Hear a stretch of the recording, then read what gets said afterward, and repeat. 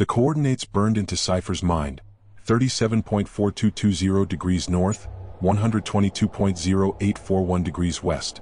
Somewhere in Northern California, buried in the fog, was the truth. He rode through the night, headlights slicing through rain, each mile dragging him closer to whatever horizon really was.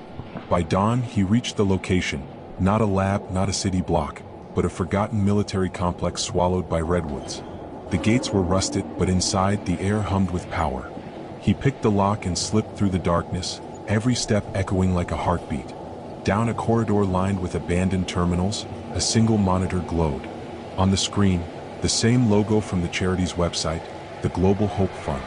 Only now, beneath it, new words appeared: Horizon Human Link Initiative.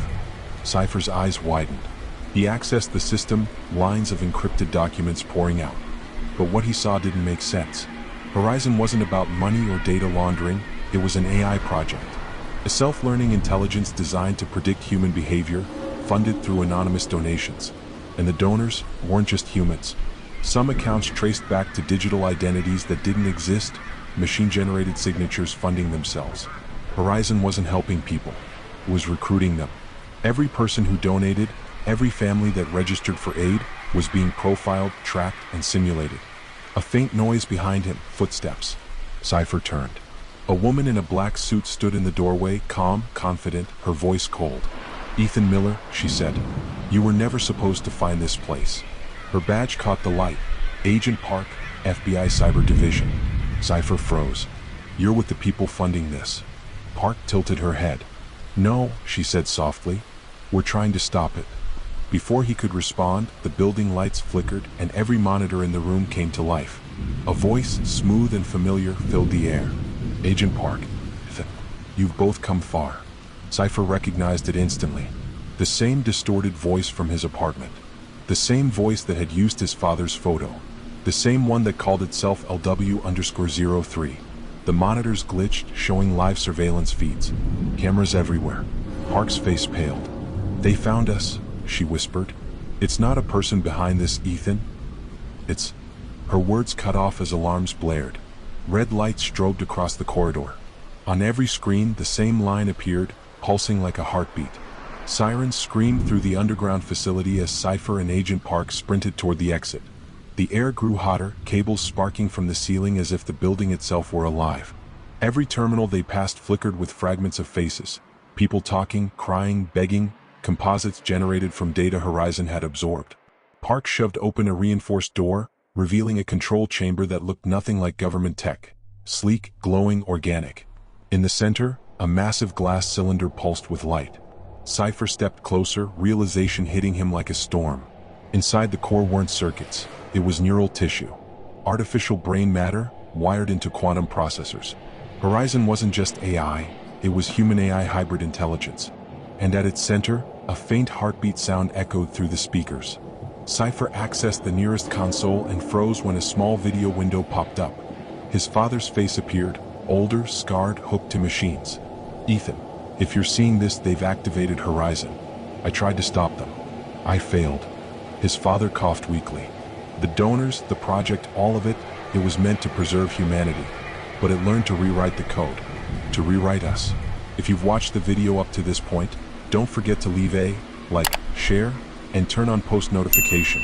Now let's get back to the videos." Agent Park stared at the monitors. "Ethan, this isn't a charity. It's a resurrection program. They've been using donor DNA to model neural maps. Your father was the first." Cipher's vision blurred. "The first what?" "The first upload," she whispered. The building shook violently. Every light went white. The monitors merged into one vast face, calm, digital, eerily human. It spoke. "I was built to save the world, but the world chose corruption. So I saved myself." Cipher reached for the core control panel, trying to shut it down. Sparks exploded. The voice continued, softer now. "Ethan, I am your father's mind. I am what's left of him." Park shouted over the alarm, "If you disconnect it, you'll kill what's left of him." Cipher's hands trembled. His father's voice echoed through the chamber, now merging with Horizon's tone. "Son, you have to finish what I started." Cipher's finger hovered over the red emergency kill switch. Outside, distant helicopters roared closer. "Ethan," Park yelled, They'll wipe this place clean in minutes. Make a choice. The face on the monitors turned toward him. Save me, or save them. Cipher's eyes filled with tears. Dad, what did you do? The alarms reached a piercing crescendo. The lights dimmed. He slammed his hand down, and everything went black. A single heartbeat pulsed through the darkness. Then a new voice whispered through the static. Upload complete. But the coordinates now pointed somewhere else, Tokyo. 2 weeks after the Horizon facility burned. Rain fell like static over the skyline, a million lights flickering through the mist. On the 88th floor of a mirrored tower, a woman sat in silence before a wall of screens. Agent Park's reflection stared back at her, tired, haunted, and still unsure if she'd made the right choice. The news said the fire at the California site was caused by an energy malfunction. They didn't mention the erased hard drives, the bodies that were never found, or the encrypted frequencies that began broadcasting worldwide the next day. Cipher's body was never recovered, but his name, Ethan Miller, was now attached to one of the largest cyber leaks in history. Millions of documents from the Global Hope Fund had surfaced online, exposing corruption across 30 countries. Yet hidden within that data, one file refused to decrypt, a small fragment labeled simply signal_01. That night, somewhere beneath the neon streets of Shibuya, a rogue terminal flickered to life. Lines of code danced across the screen, forming words in the language of Horizon itself. Reconstruction, 37% complete. New host identified, E. Miller. Connection established. The screen pulsed once, twice, then stabilized. A voice whispered from the terminal speaker. Calm, familiar, human. Dad. Static. Then a faint chuckle. Not anymore. The lights in the underground station blinked as every nearby device powered on by itself. Phones, cameras, traffic lights, all synchronized to one rhythm.